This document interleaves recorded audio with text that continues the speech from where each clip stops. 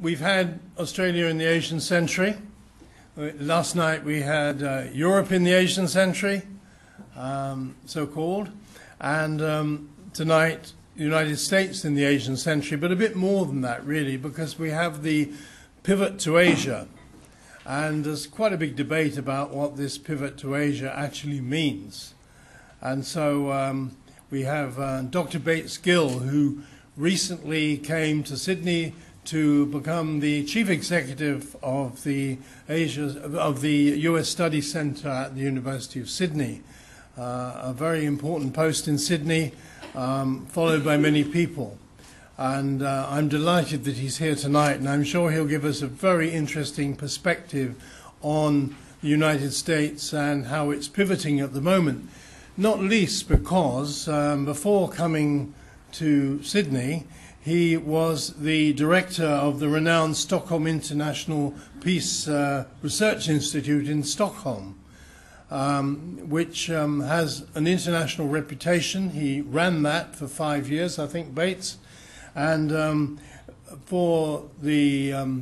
after he'd ran it so well, he was awarded the highest honor Sweden ever gives a foreigner. And that was the Swedish Insignia of the Commander of the Royal Order of the Polar Star.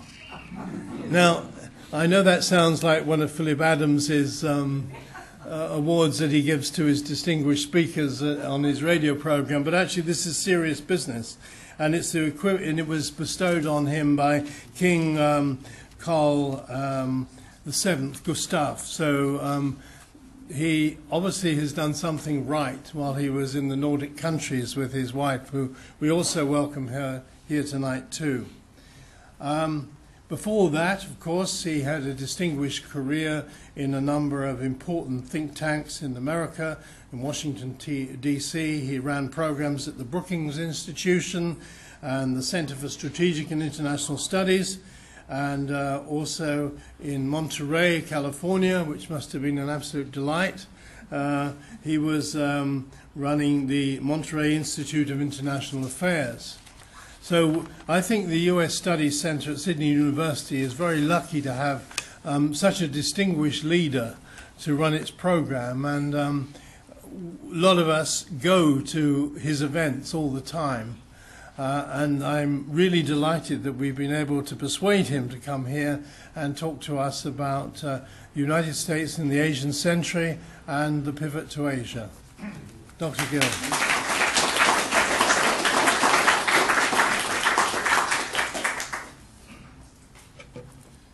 Thank you very much, Colin, for that overly generous introduction.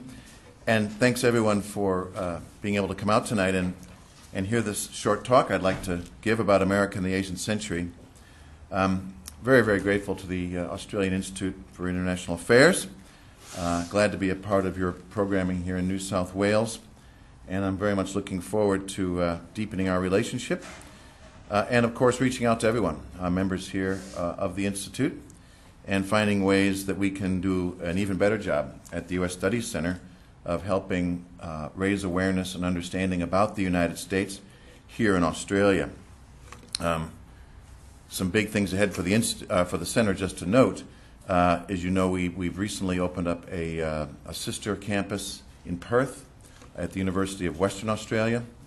The details are not entirely clear about the next thing I'll mention, but we have intentions to expand ourselves into the United States and maybe even into parts of Asia. So as we go to the next plateau for the center, we are going to be needing lots of help and support and insight and ideas from persons like you, and I look very much forward to working with you. The title of tonight's talk was America in the Asian Century, and at first blush I thought, why is it the Asian century? Shouldn't it be the Pacific century? Shouldn't it be the Asia-Pacific century? Shouldn't it be the Indo-Pacific century? But with that thought, I nevertheless decided to try and forge ahead and think through a little bit about what the future may bring for the United States in this part of the world. I thought that rather than dwell on what I think is a relatively narrow window of time and space that I think most of us quite naturally end up thinking about, namely the last 3 or 4 years, the global financial crisis, the sequester, the political dysfunction in America, it would be wiser as analysts, I think, to try and look across longer trend lines. Not only those behind us, but those that are likely to unfold going forward. And in doing so, and not claiming to be a real expert in this sort of strategic analysis, I'm reminded of the famous aphorism of the grand philosopher and American ball player Yogi Berra, which I'm sure you've all heard, that predictions are hard, especially about the future. Nevertheless, I am persuaded on some things about America's role in the future here in Asia that I hope don't come across as too much cheerleading and don't come across as overly Pollyannish. But where I come down, just to give you a foresight here, is that America is very likely, in my view, to remain the predominant power in the Asia-Pacific, across nearly all the key indicators of national power for several more decades to come. And that's going to result, I would think, at a minimum, at a continuing powerful influence and a capacity here in the region to shape economic security and diplomatic outcomes. Again, I'm trying to look at this across very long timelines, past and future, still fully recognizing what's going on here in the present. So I'll go through a little bit of the past, go through where we are today, and then talk about the future. And of course, that will include a discussion, and I hope a good critique of the so-called pivot to Asia. And of course, I think we need to talk a little bit about what is probably the most important bilateral relationship that will affect this analysis, and that is the U.S.-China relationship. So a little bit of history, and I hope I'm not speaking beneath such an erudite audience. But I think the point is worth reemphasizing that almost since its beginning, the United States has been a Pacific nation. The event most cited, of course, is the voyage of the Empress of China, which sailed from New York in February 1784 to become the first American merchant vessel to sail into Chinese waters. But not long after that, of course, came the steady territorial expansion of the United States towards the Pacific with the Louisiana Purchase, 1803, Oregon Territory, 1846, the cession of Mexican territories, which encompasses what is now most of southwest United States, including California, in 1848, and the Alaska Purchase, 1867, and a rapid acceleration into the Pacific. From there, with the defeat of Spain at Manila and the takeover of the Philippines and Guam, both in 1898. A often forgotten piece of American history was its role in the early part of the 19th century as a relatively benign power, as others sought to overtake and exploit the crumbling Qing dynasty in China. And of course, with the American occupation further into the century of an administration of islands like what are now called the Marshall Islands, the Federated States of Micronesia, Palau, etc., American Samoa, etc. There has been then for over 200 years a real American presence in this part of the world. With the onset of the Pacific War, known as World War II in the United States, again, America only deepened and strengthened its commitment and engagement in this part of the world, emerging from that war with the expansion of permanent American military presence in the Asia-Pacific. And I also think another important milestone along this pathway was the American effort to open relations with China, opening to economic engagement, which of course only further accelerated these already ongoing trends, deepening American engagement in the region and bringing enormous benefit to Americans, to Chinese, and to others all around the world. Along this very long historical trajectory, then, we come relatively close to where we are today. Here I'm going to draw from some excellent work by the East-West Center office in Washington. And if you haven't had a chance to look at this work called Asia Matters to America and America Matters to Asia, there's some wonderful statistical and other analytical information there demonstrating the depth of the American commitment to, dependence on, and engagement with Asia. American foreign direct investment in Asia today has increased by 166% since 2001. 166% in spite of the economic and financial troubles we all know about. Asian investment has jumped 129% since that time. American investment at the end of 2011 in Asia had reached $605 billion in total. And that's the third largest region for American investment after Europe, which is far and above the greatest, and Latin America. And I should add that the investment in Asia is led by investment in Australia, which is at approximately $138 billion accumulated, and this is according to data from the U.S. Congressional Research Service. I just want to make a small point on this because it always gets under my skin. Just as a point of comparison, Chinese foreign direct investment in Australia lags far, far, far behind that of the United States. Most recent data that I could find from DFAT says that at $13.35 billion of Chinese direct investment in Australia, it's about less than one-tenth of what America has invested in Australia. 64% of international students in America today are from Asia. 50,000 American students study in Asia, and that number is rising very rapidly. Most prominently, I would point to the 100,000 student initiative, which was launched under Hillary Clinton, which is attempting over time to send 100,000 students per year to China alone. Tourism from Asia has earned the U.S. economy more revenue than from Latin America or the European Union in 2011. Free trade agreements, Singapore 2004, Australia 2005, South Korea 2012, and of course the ongoing negotiations to establish a Trans-Pacific Partnership, FTA. That's going to involve some 11 countries, United States plus 10 others, in the Asia-Pacific region, and the news that Japan may join only is going to further accelerate and drive this process. Diplomatic engagement. The United States, over the past decade, has joined the East Asia Summit in 2011, set up an annual U.S.-ASEAN Summit in 2009, which is met annually.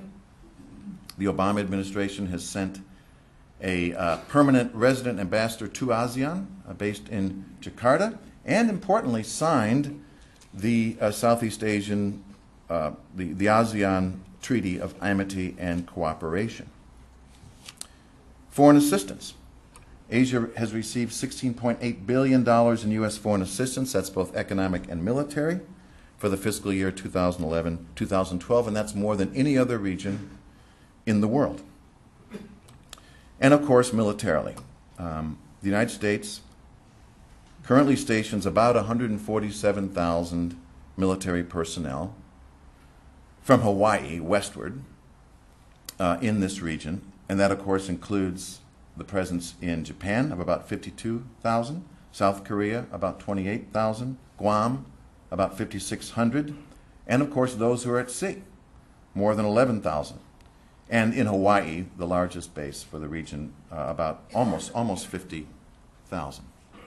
And you'll recall that last year, Secretary of Defense Panetta using a very rough number for illustration, stated that by 2020, the current 50-50 balance of forces between the Atlantic and Pacific would be shifted over time to be a 60-40 split in favor of the Pacific. So I realize even as I'm speaking, I sound like something like a cheerleader, but it surprised me.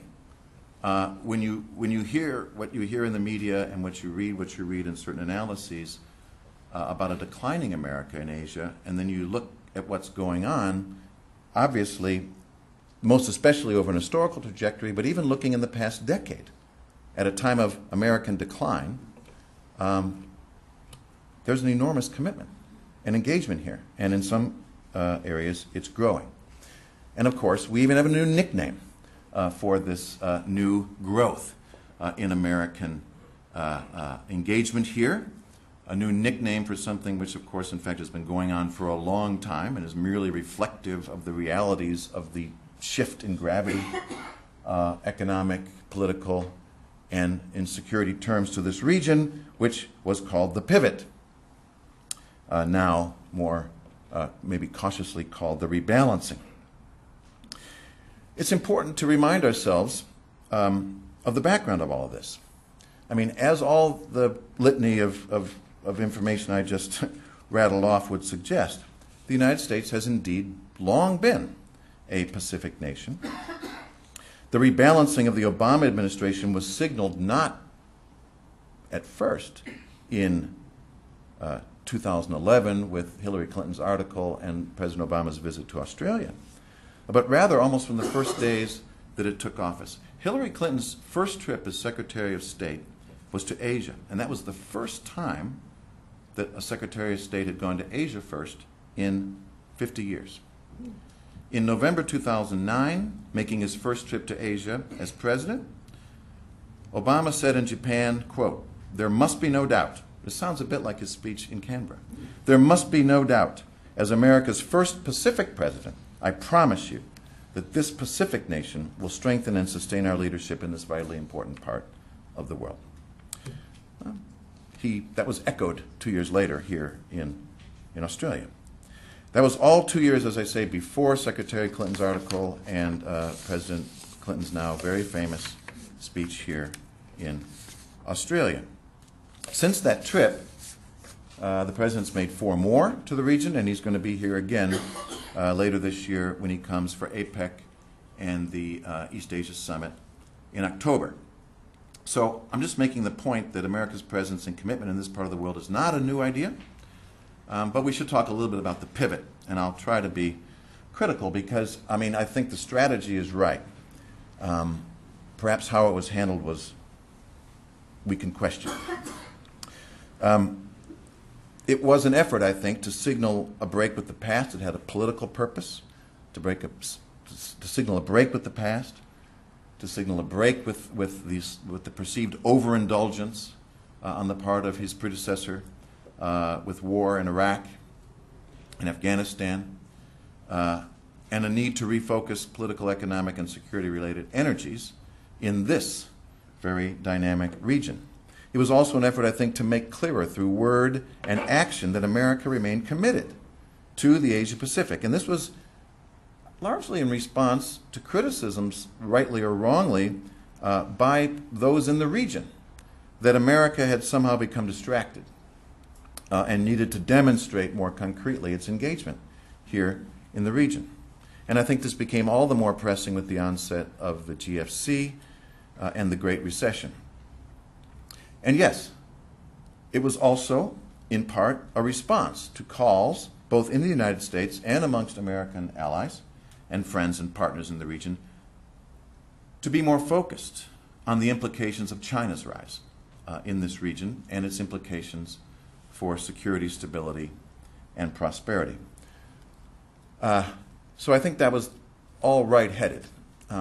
It was probably poorly worded at first, and I think the perceptions game was mismanaged by the administration, such that the military story gained a great deal of prominence, and I think also manipulated, yes, by some, like China, to give it greater worth, greater prominence than it may have deserved.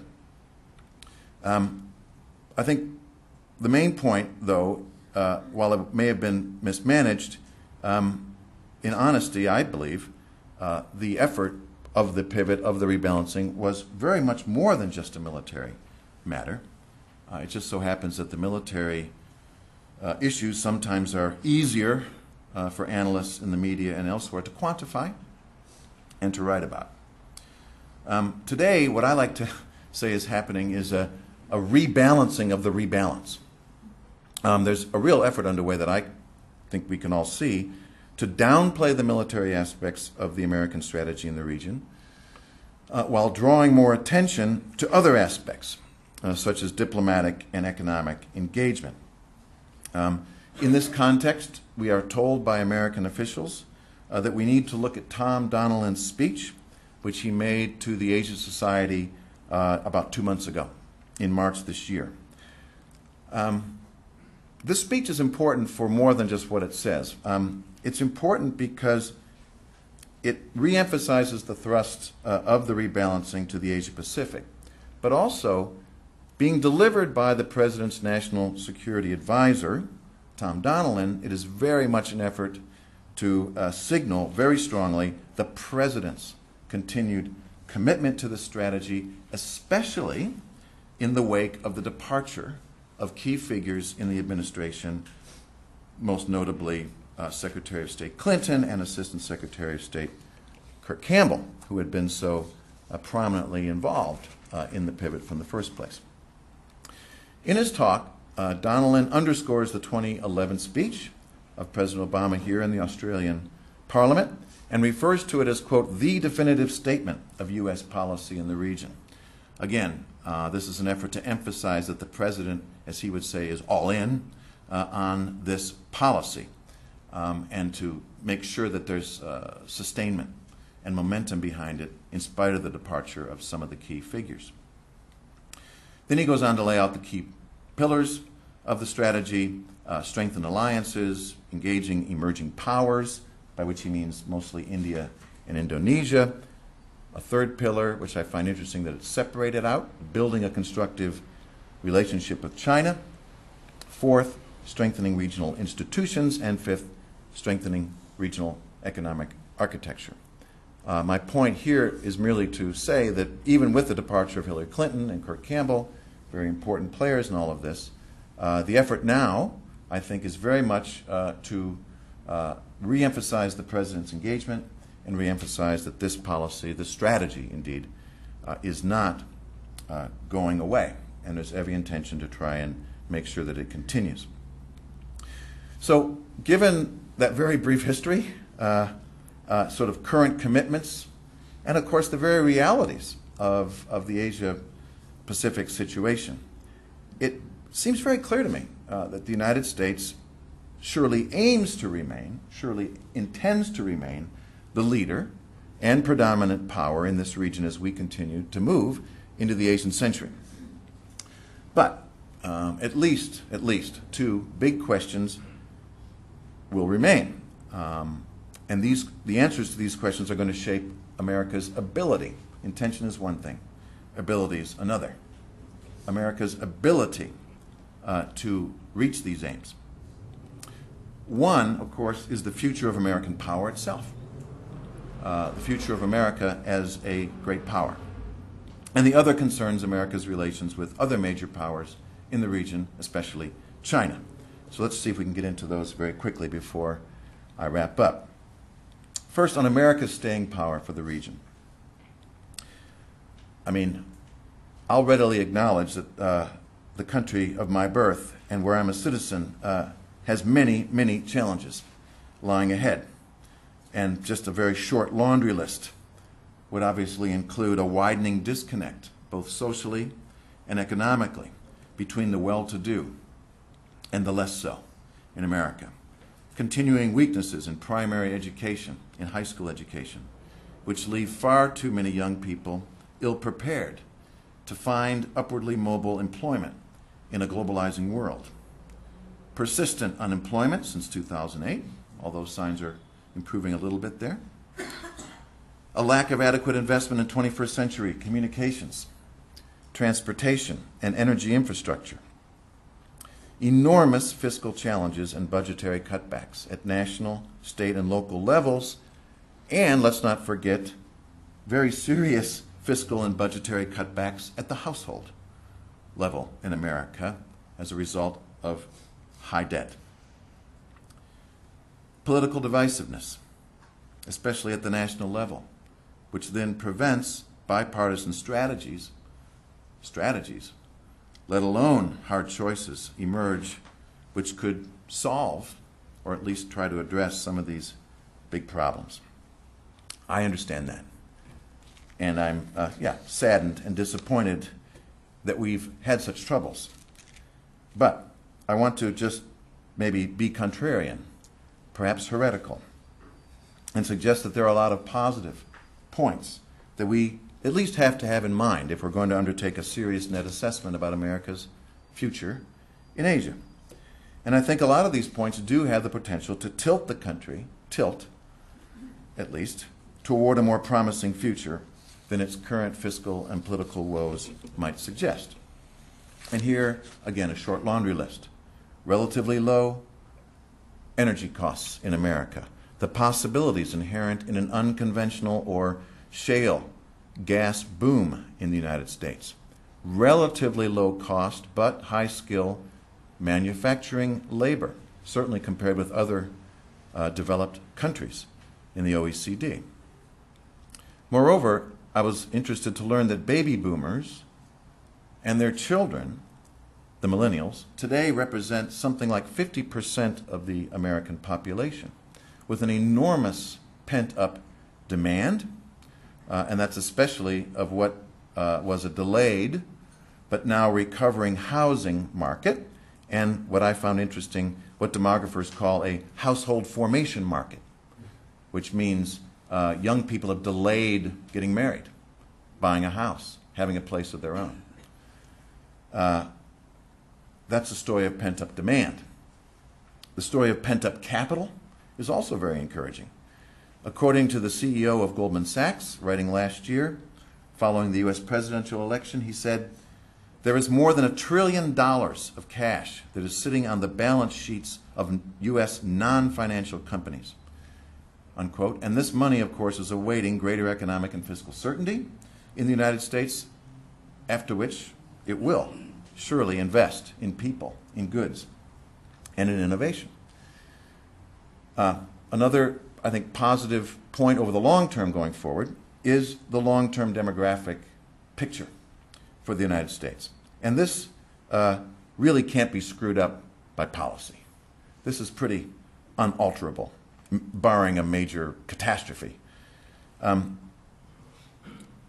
America's comparatively high birth rate, which is driven largely by its openness to immigration, assures a growing younger population and will help assure at the same time a growing ratio of workers to retirees. Data from the U.S. Census Bureau says that the U.S. workforce will keep increasing up to 40% between now and 2050, while those of all other major economies, most importantly Japan, the European Union, Korea, Russia, and even China, will decrease between now and 2050. Japan will shrink by 40%, its workforce. The EU will shrink by 25%. China's will shrink by 10%. This is going to result in a very serious downward pressure on growth and on consumption, as aging populations need to be supported by a shrinking workforce. Less tangible, but I think nonetheless important assets also suggest we should not be writing off America just yet. I was intrigued to learn of a World Bank study which calculated that 80% of American wealth is made up of intangible assets, such as property rights, a transparent and balanced judiciary system, and from the skills and knowledge and trust that exist within the American system. We could add to this another intangible, where American influence, I think, can be expected to remain relatively strong going forward, and that is, of course, the famous notion of soft power. Soft power, Joe Nye said, is the role of a given actor's values, cultures, and policies and institutions, and how they attract or repel other actors to get them to do what you want. That's another important factor, although very hard to measure. But to put a harder, maybe more realist edge on this, I think we can gauge future American power and influence by looking, let's say, at three important attributes which are fundamental to a country's power and influence. It boils down very simplistically to wealth and economic power, two, the ability to transform that power to productivity and innovation, and then three, the ability to transform that productivity and innovation into compellence and attraction, including, of course, military power. And from what I can see, and I'm very interested to engage in a discussion about this because I'm still trying to learn. From what I can see, if you look at power in that perspective, the United States does not look bad going forward, especially if you see the longer-term trends as I've just described them. All right, let's compare all this to China, because that's the second big if about future American influence in the region. I'll need to be brief, given the time that's remaining. But let me make 2 points. First, concerning China's own domestic political, economic, and security situation. I'm a longtime China watcher.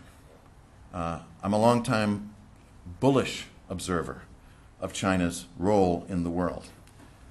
So I understand that.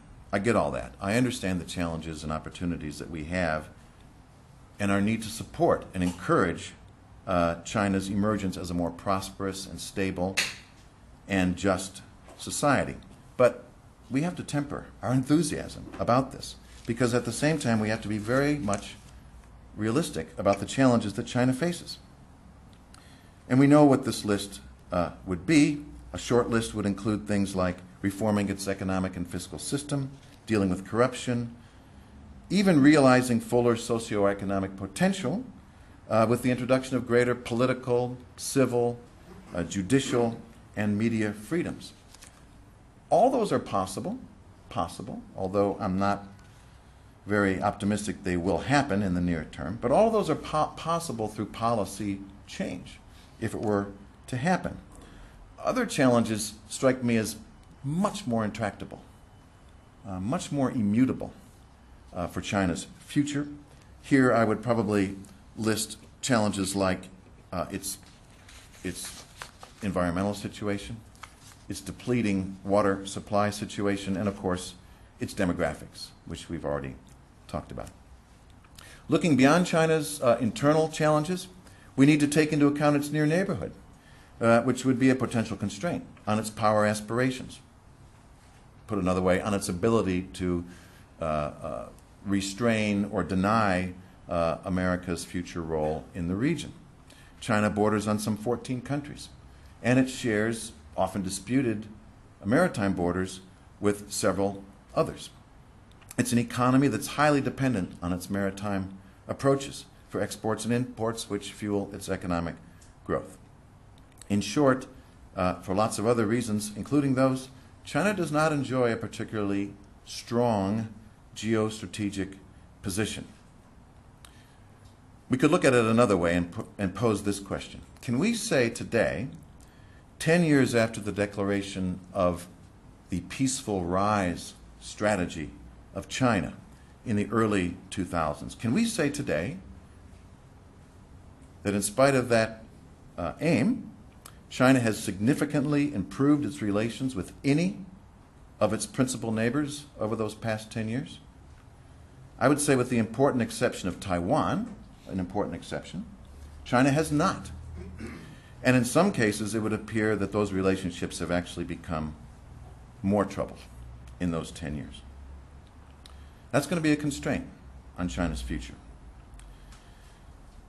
And if we turn to those 3 metrics of power I mentioned before, wealth, productivity, and compellence and persuasion, China does well in some, not so well in others.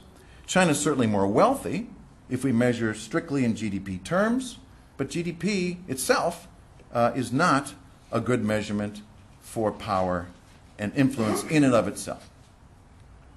Britain, I was reminded in an article I read in International Security, was never, even at the peak of its colonial power, the country with the largest GDP in the world.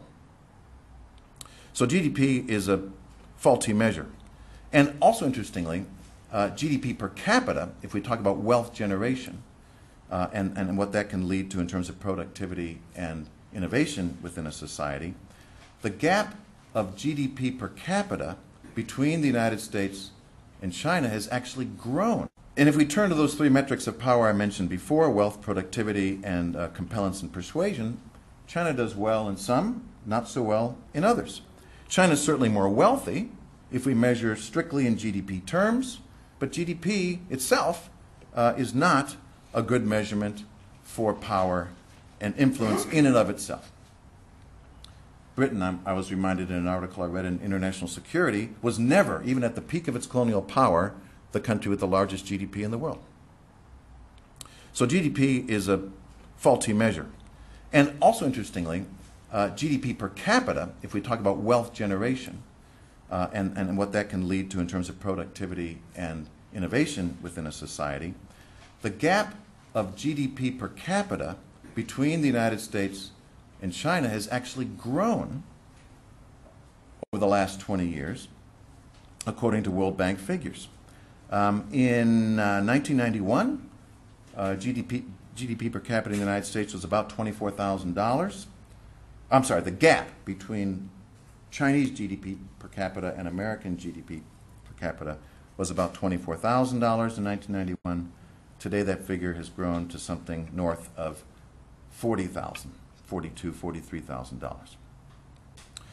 $43,000. I realize that I've probably run over time. The one significant area where I do think China has made important strides, which will have a significant effect upon this question of America's influence in Asia, would be in terms of its military modernization. But even here, I think there remains a pretty mixed picture. There have been some important developments for China, most importantly in terms of aerospace capabilities and to a degree maritime capabilities. But a lot of this has been fueled by a reliance upon foreign imports and technologies. And it remains to be seen how well China can operate these newfound capabilities. I understand these are all debatable points. And of course, these factors will change over time as we go into the future. I don't make these points to predict that China will fail or that it will not steadily improve across these various metrics of power and influence over time. But I think it's important to try and introduce some of these thoughts as a way of presenting a somewhat more balanced assessment for consideration when we're trying to think about what the U.S. role is going to be in the Asian century. I said before that I would talk about U.S.-China relations themselves, which of course is another important factor noted most recently by Prime Minister Gillard in the Defense White Paper. I don't think we're going to have time for that. I have every expectation that there'll be some questions and discussion about U.S.-China relations in the time we have remaining. So let me just conclude with just another minute to sum up. If you don't believe me, I would point you in the direction of two other analysts who are far more authoritative and knowledgeable than I could be on these questions. One being Clyde Prestowitz. He has penned an article in the American Review, our journal, edited by Tom Switzer, in which he does a major volte-face about American decline. In other words, he turns around, especially on the back of the shale oil boom, and is now predicting, can it be said, that this century will be the American century. And Richard Haass, the now president of the Council on Foreign Relations, in his recently released book called American Foreign Policy Begins at Home, in which he argues that if Americans can get their fiscal and political dysfunction straightened out, if some of the predictions about energy, about pent-up demand, about pent-up capital, about low-cost labor, about demographics can be steered all in the right direction, he too suggests that we may be looking at an American century going forward. So I recommend those readings to you as well. So in conclusion, as I peer into the future, I think that certainly for the amount of time that we could reasonably predict, a decade or two at best, there's a lot going for the United States, and at a minimum, it will certainly remain an important and possibly even dominant, predominant player in the coming decades of the Asian century. And one important reason for that, I think, is that the promise of the Asian century itself will need an important and even dominant America to realize that potential. So rather than Asian century, could we go back to Pacific century? Thanks.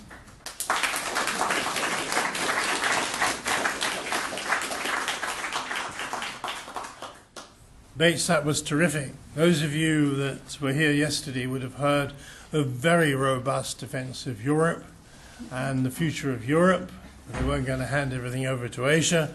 We've certainly heard that from Bates tonight.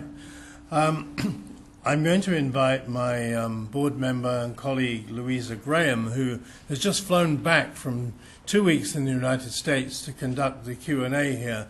One, because she's good at it, and two, because she was really impressed by the entrepreneurship and enterprise that was shown in the parts of America that she visited, and I think came back feeling that perhaps we're trailing a bit behind in that area. So Louisa's going to come up and do that, but before she does, I just want to ask you one question, and that is, what was your view about this defense white paper? Because it seemed to put an awful lot of dependence on the United States for the foreseeable future. And in the budget papers, which are going to come out very shortly, is going to show that our defense spending in this country is going to be the lowest since World War II. Is that of concern to the United States? Well, we're aware, through WikiLeaks and other sources that... Somebody will bring it back to you. Okay. Here you go. Can we have it behind the Say podium? that. Oh, Say that. Yeah. Can we go behind the podium? yeah. Thank you. I think that the camera makes it. You're all well aware of untoward comments that emerged through WikiLeaks and elsewhere of American officials bemoaning this decrease in Australian defense spending. I mean, as an analyst looking at this and trying as a newcomer to Australia to understand Australia's strategic situation and future, I'm a little hesitant to be very confident in my response, but I think certainly Australia's decrease, if that's what it is indeed, or at least a sort of doing more with less, if that's the right way of putting it, on the defense side, that's no different than most other parts of certainly the developed world, OECD world. Everyone's undergoing this effort, so Australia is no different than others in doing that, including the United States. While Australia, clearly as a maritime nation and highly dependent upon foreign trade and free access to the outside world, is concerned about its ability to do that on its own, and therefore needs to be partnered with important allies such as the United States. At the same time, my take on the strategic environment for Australia, at least in the, say, near to medium term, is I'm not as pessimistic as a lot of folks that I've been reading in the papers and so forth here in Australia. I mean, I'm not here. My job isn't to tell Australians what to do or how to think. It's really more to help Australians think a little bit more nuanced way about the United States. I am taken aback a little bit by some of the commentary that I've seen about the U.S.-Australia relationship which I think is a little wrong-headed, that somehow Australians don't consult with Americans when they take strategic initiatives with China, for example, or that somehow I noticed Anne Applebaum being one, and maybe Peter Harcher being another, saying that Americans have forgotten about Australia. I don't think so. Again, maybe it's just where I'm sitting right now. I don't see that. So I'm not too concerned about it, as you say, and I'm quite confident that this partnership will do well going forward, and we have the means and the will to deal with the security challenges that we're going to be facing. I'll just ask you to just wait here. So thank you, Dr. Bates and Colin. As Colin has suggested, I've just returned from the US, where I met with over 30 tech and media organisations, and the sense that I did get is that America is certainly very vibrant and full of innovation, and I think to some extent that goes against what you said about the baby boomers and the 50% of the population. I mean, the media organisations and the tech companies in the US are staffed by 35-year-olds and under, and they're content providers, so they're the people that are driving opinion and driving content in the US, and I think that perhaps is a link between America and Asia in that sense of that population. But I think also perhaps some members here in the audience will perhaps take some umbrage at the fact that America is the biggest power in the Asia region. I think Australia probably positions itself in that way to some sense. So it'd be great to hear from members of the audience. Now, Colin has called me up here because I'm a hard taskmaster as far as questions are concerned. So as you stand up, I'll just ask you to give the name of your organisation and please questions only, no statements. So Richard Branowski, off you go. As Vice President here, Louisa, I had the privilege of making a very quick comment and then asking a question. There's always one. We got in the westward march of American expansion, the sequestration of Hawaii, and secondly, when Alice Roosevelt, the daughter of Teddy Roosevelt, went with the then Vice President on a triumphal tour in 1905. The awful business happened in the Philippines of bringing Aguinaldo back and then sequestrating that country too.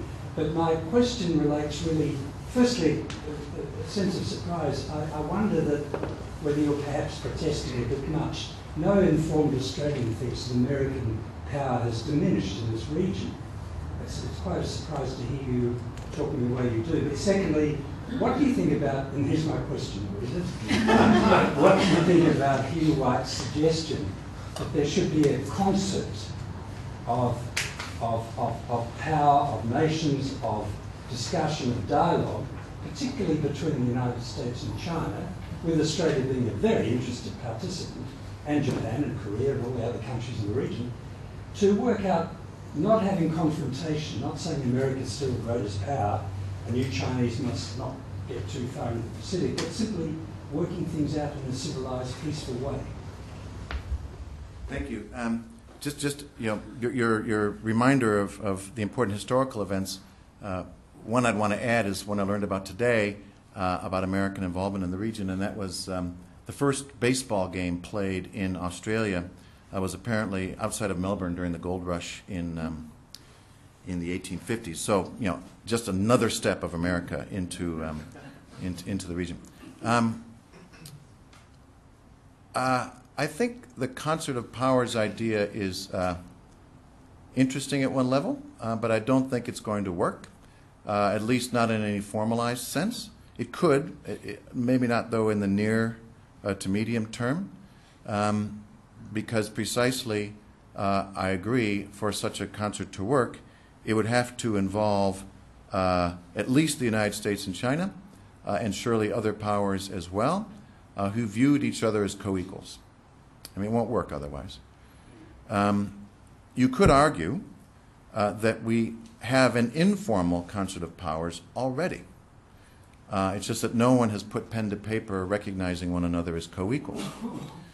I mean, I think you could argue, and I've not given this a lot of serious thought, but you could argue that the opening of China and its emergence to the region and its acceptance as a growing and emerging power, one that was welcome to make a constructive contribution to the growth and prosperity and security of the region, was important because it helped form at least a loose consensus or concert. That's probably too strong a word, but it did help form and end up in practice, certainly in economic terms, create a web of interdependencies and, to a degree, trust and consensus about where the future of the Asia-Pacific needs to go.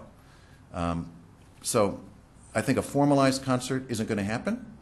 It's a nice idea on paper, but there are far too many today rivalries, unresolved issues and problems, and I think at its bottom, a belief across a number of bilateral relationships that the country on the other side of the table does not deserve yet to be at that table.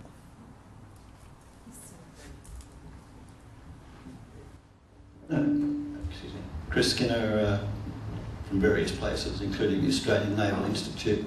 You might be interested that an Australian naval frigate has, in this last week, joined a US naval carrier battle group operating in the Sea of Japan as an integral part of that formation, showing the cooperation. My question, though, you said that China has not cooperated with its neighbours, but I would have thought that the recent visit by Xi Jinping to Moscow and the dialogue with Russia is a very significant advance.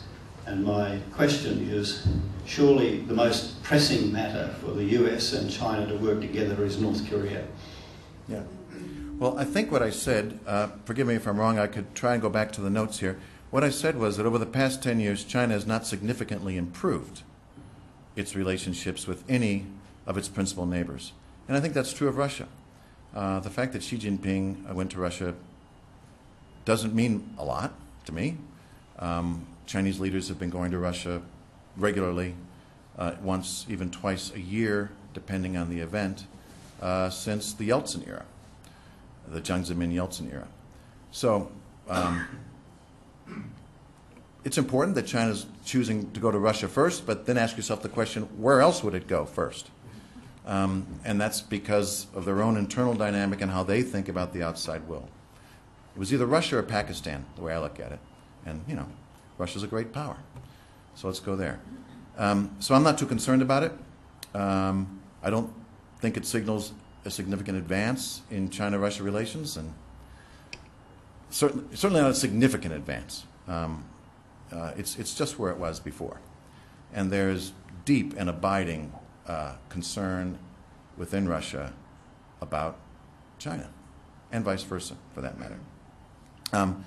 Couldn't agree more. We could have spent more. If I got into the U.S.-China relations thing, we probably would have been able to talk about the importance of the North Korea issue to this relationship.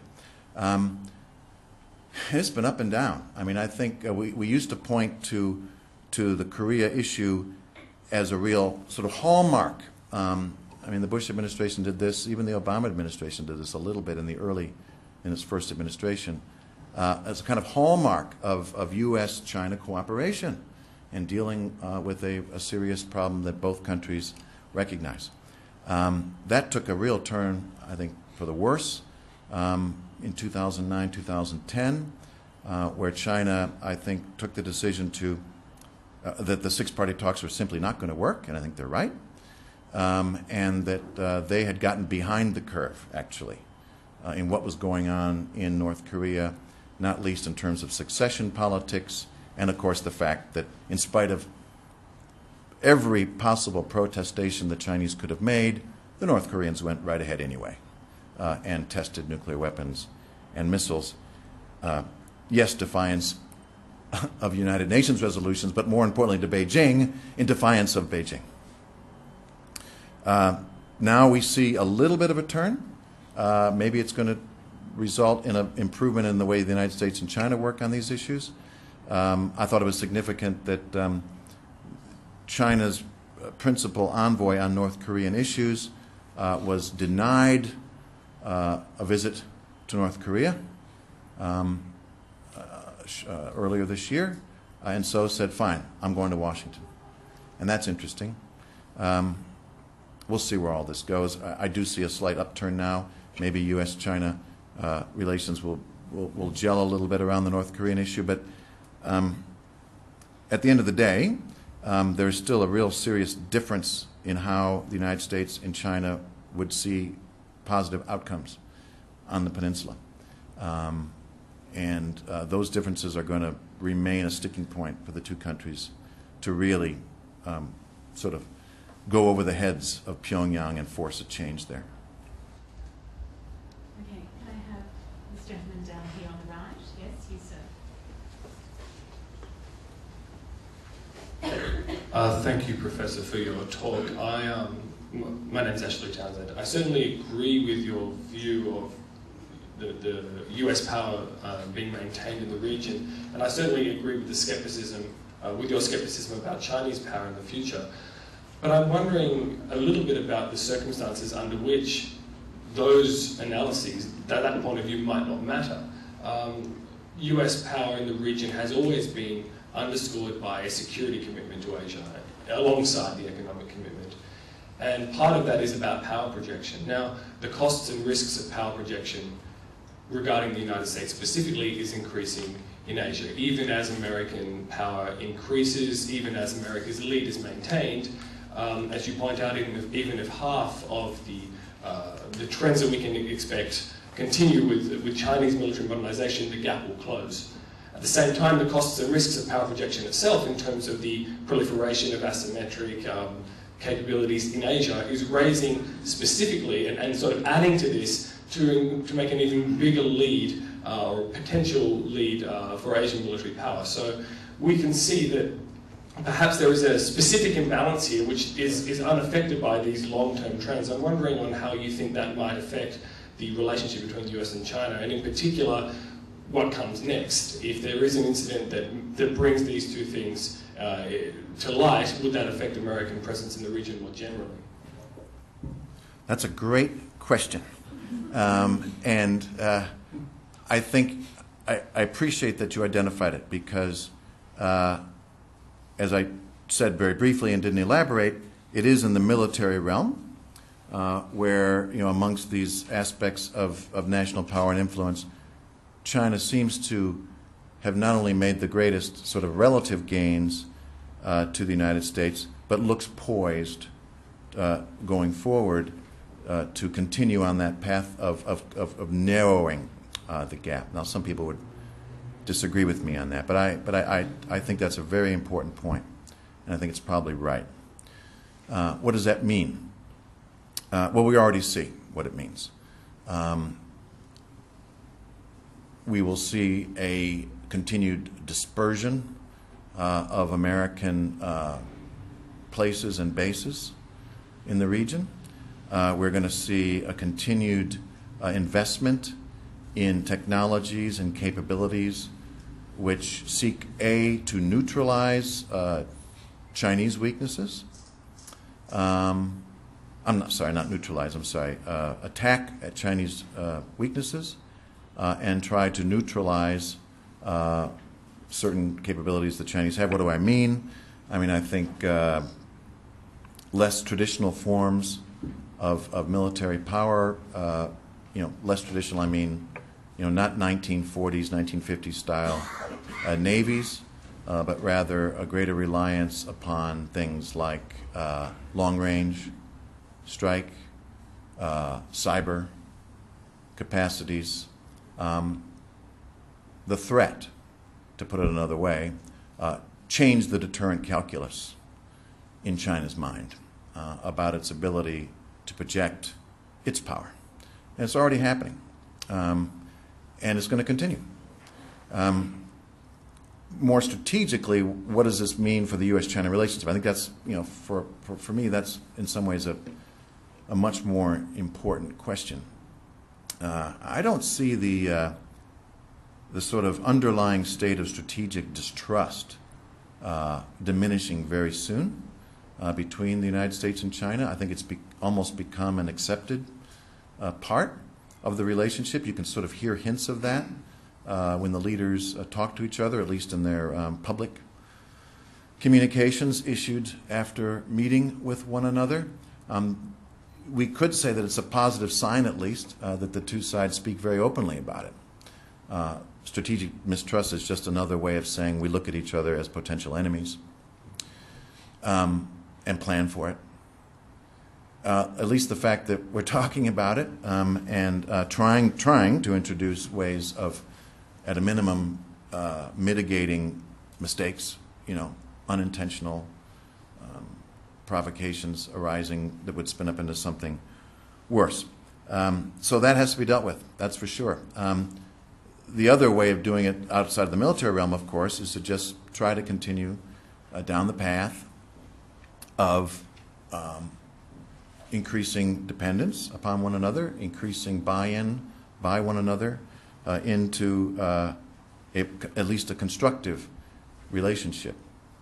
This may be, I don't know what he means exactly, but this may be what the current Chinese leadership is talking about when they say they seek a new model of great power relations, which was a phrase, actually, I was surprised to read in Tom Donilon's speech, is repeated almost word for word in his speech just 2 months ago.